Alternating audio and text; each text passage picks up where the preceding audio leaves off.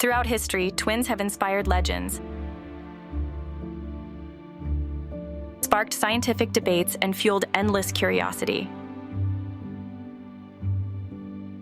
Are their minds truly connected? Do they have their own language? How do they enjoy unique identities while sharing the identical DNA? From ancient myths to modern science, the world is fascinated by the secrets, the stories, and the surprises of twinhood. TwinsTalk is a family-centered, honest wellness journey exploring the biology, the psychology, the mystery, and wonder of twins.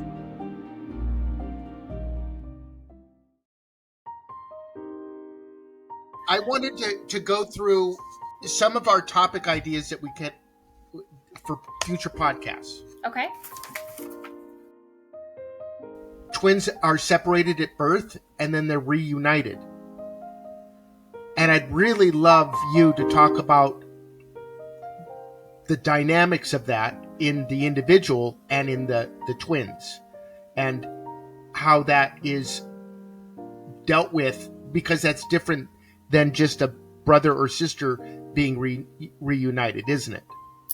It sure is, Paul. It is fascinating to understand how similar they are when they're raised separately. And how, in terms of when they're adults, a lot of their interests turn out to be the same. Even the people they married had the same name. They smoke the same kind of cigarettes. It's so fascinating to see that with the separate environments, even then, they turn out having a lot of similarities. It's just really cool. Maybe part of that show will be self-reveal of how the two of us are similar and different than our own twins. Yeah. Due to environmental factors and stuff. Okay. I like that. The second topic I was thinking of is identical versus fraternal beyond genetics, because obviously identical twins must have a different dynamic than fraternal twins. Is that true? I'm assuming this. It is true, but I don't ever like to put generalities on things, because I think everybody is unique in their own way, right? But I do think that, typically identical twins, but fraternal twins can actually look more alike than identical twins. So I really think it depends on how physically similar you are, that kind of drives that vote. Does that make sense? Yeah. Yeah. But what's interesting about fraternal twins is they suffer a lot of the same identity stuff. For example, we don't get our own birthday. That is true. That is true. Every year, same day. we're yeah. Every year they're reminded you're not really that special. You're not only half as special as every other person. Anyway, twins in history. I want to do a deep dive and share with you twins in history. That's something that I think will be absolutely fascinating. I love that. And have that as a podcast. Wouldn't that be fun? So fun. I really the enjoy myths, that. The legend, the Gemini, all that. I just think it's so interesting because it's about what other people think about twins. Right. And even the celebrities that we didn't even know had twins. It's so cool how they grew up twins. Oh, yeah, That's true. You're like, the cliche, there's another one of you. There's two of you? I get that a lot. There's two of you. No, there's not two of you. Anyway, FAQ, common questions about twins. So what I want to do is I'm going to start collecting. We should both start collecting lists of questions that you think people most frequently ask. And we'll go through it on that show and we'll answer those questions. Okay. Sounds good. I'll start working on that. Twin loss, healthy twins separated. Now, my twin is in California, and I'm on the East Coast. And so we're very physically separated, but we talk to each other almost on a daily basis. Mm-hmm. But we're now old enough. I'm 64. I'm starting to think, he's in really good physical shape, but you never know. But one of us is going to pass before the other. So I'm starting to think of this idea of being separated. Right. And that's going to be a really intense podcast. Indeed. And it's something that affects all twins. It's one of the most traumatic experiences, I would say, in a twin's life, for sure. Yeah. So I feel fortunate that we'll cover that topic before it happens in my life. So perhaps I'll be a little bit more prepared. God. Or I can prepare him. Well, anyway, preparation is key. Right. Get your will done. Marriage, intimacy outside twinhood. And what I was thinking with that topic was I wanted to find out from you, because you know, therapy is about not just the person that's in the therapy, but the whole social dynamics around that person. Right. I remember many years ago reading the book People of the Lie by M. Scott Peck, and I took away from it that when he treated people, he was treating the family, not the patient. And so this topic of marriage, our spouses have to deal with the fact that their spouses are identical twins and that dynamic. I wanted to sort of get into that,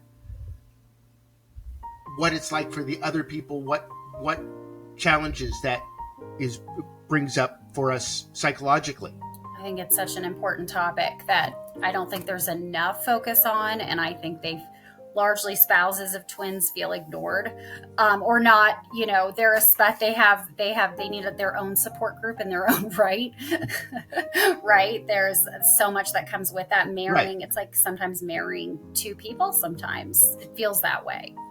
Right. Yeah. And also, there was always a nodding feeling, and not to get into the topic, but it in the back of my mind of who gets to keep the secrets, because a marriage should have secrets, but twins tend to not have secrets. And so there's that whole wall of trust and secrecy that I want to get into as well, because that's a tough one. Can't wait to break that open, right? Paul. Just can't wait. Good. Then there is identity formation, and that's what that's your top topic, right? That's what your dissertation is about. And in the intro that we have, I selected an image of twin, they're Asian monks, or appear to be Buddhists. And there's a pair of twins that are young and a pair of twins that are old. And this is exactly sort of what I was getting at with that image is, my gosh, we have the same DNA, and yet we have to form two different distinct identities. And that's the topic that I think is almost endless. Indeed. And I could talk for days about it. What I think is interesting is that I think society likes to define and project upon twins what they think are the physical differences, that they're in a way to shortcut how to identify each twin. And that ends up being internalized by twins, which is not actually the natural differences that they perceive about themselves. And so identity formation can be muddied, because rather than it being coming from the person, right, and what they feel is true about themselves, it can be these social comparisons. The eighth topic is the first 9 in utero biology. That's something that you actually talked about in your own experience. Yes. How your first 9 months, I'll tell you, the biggest surprise of becoming a father is that when the baby was born, I already knew them because I had been with them for 9 months. That was sort of a shock to me. I thought I was going to meet them when they're born. No. When you're a parent, you get 9 months with this guy, and you're just, right? Yep. So they have 9 months with each other. Right. And I'm very curious what that's all about. Yep, that is fascinating. And then in terms of after they're born, that bond is pretty much ingrained. They've imprinted on each other. So that is really important too, in terms of their attachment, not only to themselves, but to their mom, right? Yeah, I want to do a deep dive into that. And then finally, we have competition. Oh, Lots of siblings have competition, but the fact that you start literally the race at exactly the same time, well, I was 4 minutes after Peter. The race of life at exactly the same time, the competition is more, I would think, intense and indeed. ever present. Yes. And because everybody's talking to you as a single person too. And the fighting is oftentimes more intense as well. Boundaries are blurred with twins, so we can just go at it. Yeah. So my fights were infamous in my sorority house with my sister. We lived in the same house, and they could hear us yelling down the hall whenever I would steal a piece of clothing from her and not tell her, because it was one big wardrobe, but it wasn't. Right. Yes. Wow, that's interesting. And that's the other thing is I think there's so much difference that we'll learn about each other because of your female perspective. Mm-hmm. Like I never shared clothes with my brother Peter. Oh, interesting. That was never a thing. You're I fortunate. would more likely take his car without his permission than wear his shoes without his permission. Oh my. Well, that's Like, go big or hopefully go you home. didn't crash it or do anything like that or dent it. No, he was good at that, but that's another story. Okay. So the last thing I wanted to mention to you about our podcast is that this early August, I'm going to go to Ohio, to Twinsburg, Ohio, to the 50th anniversary of the Twins Day Festival. Wow. And Big deal. what I want to do when I'm there is do a lot of interviews of twins. And I thought the two of us could create, I'd like you to take the lead on it. Did you ever see the TV program, The Actors Studio? Yes. Where a guy I did. interviews actors? I did. Okay. Yes. And at the end, he has On Bravo. 7 questions from some. Yes. Yes. I love that. So I'm thinking of the same thing. Mm-hmm. I'm thinking that you, the two of us, with you taking the lead, could create some questions that we could that I could pose to twins at Twins Day Festival and record it, and then bring those interviews and those answers back to our podcast to use for the next year. So, and go have a fun time at a festival in Ohio too. And not feel alone because you're surrounded by like 3,000 of other twins. It's pretty amazing. Right. And they're all going to want to be interviewed. That's why they're there, is they love their twinness. It's going to feel so nice to belong. Right? I know. I love it. Yes. You will have quite the community there that'll just embrace you. Well, I'm looking forward to it. So that's what I think TwinsTalk, 2 Peas in a Podcast, are going to be all about. So did I miss anything? Do we have any other information that we want to share? We'll put up the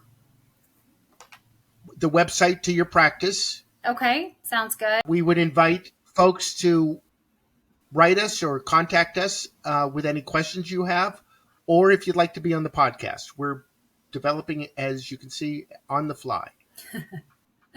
And I'm really excited about this. This is going to be so fascinating to me. I love it. I can't wait to be a part of this. It's going to be so fun and entertaining and also educational, informative, and personalized. You'll get to know each of us a little bit better as well and our own twin stories. And if we do our job right, it'll add to everyone's wellness, that they will know that they are more healthy at the end of the podcast than before because of twins. You might understand yourself better because of this, for sure. Wouldn't that be amazing? TwinsTalk, 2 Peas in a Podcast. Co-hosts are Dr. Margot Lewis and Paul O'Sullivan. Executive producers are the O'Sullivan twins.